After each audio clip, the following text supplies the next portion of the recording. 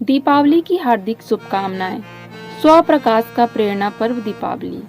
भारतीय संस्कृति में पर्व त्योहारों का विशेष महत्व है। पर्वों के साथ उल्लास में क्रियाकांड एवं प्रेरक सूत्र दोनों समाये हैं।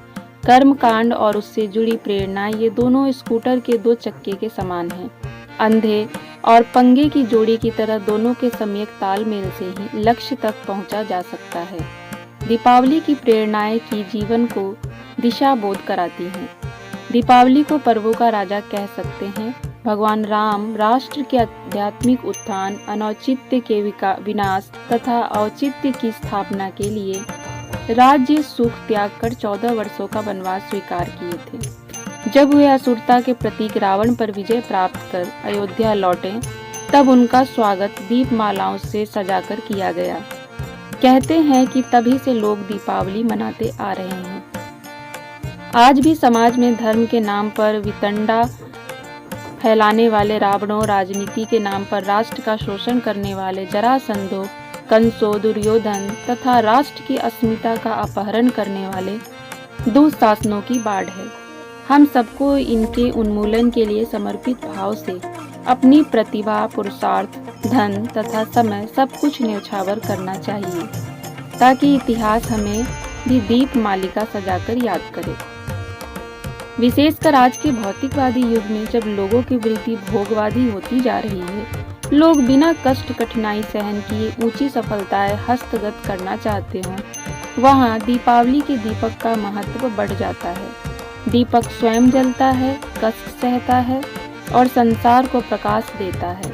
हम भी यदि सफलता हस्तगत करना चाहते हैं, अपने भीतर बाहर को प्रकाशित करना चाहते हैं, तो दीपक की भांति जलना पड़ेगा, तपना पड़ेगा, कठिनाइयों को चुनौती के रूप में स्वीकार करना पड़ेगा। कविवर गुप्त जी के शब्दों में, जितने कष्ट कंटकों में हैं, उनका जीवन सुमन खिला, गौरव गंध उन्हें उतना ही, यत्र तत्र सर्वत्र मिला। आशावादिता का सबसे सशक्त प्रतीक है दीपक। अंधकार चाहे जितना सघन क्यों न हो, नन्हा सा दीपक उसे सदा चुनौती देता एवं अस्तित्व रहते उस तक पर विजय प्राप्त करता है। हमें भी समाज में व्याप्त अनाचार, अनैतिकता, घूसखोरी, भ्रष्टाचार, आतंकवादी जैसी विसंगतियों से न घबराते हुए दीपक बनकर इनसे जूझना चाहिए। यदि हम एक सच्चे दीपक बन गए तो निश्चय ही अपने चारों ओर व्याप्त अंधकार पर विजय प्राप्त कर सकेंगे। हमें देखकर और भी प्रेरित होंगे। तब दीप से दीप जलते चले जाएंगे और जिधर चल पड़ेंगे कारवां चल पड़ेगा। सामायिक कवि श्री वीरेश्वर उपाध्याय ने शब्दों में कहे तो, जीवन पथ जो कंटकमय हो, अंधकारों का घोर प्रलय हो, किंतु साधना एक यही बस, पग प्रति पग गतिमान चाहिए, माँ बस हमें यह वरदान चाहिए।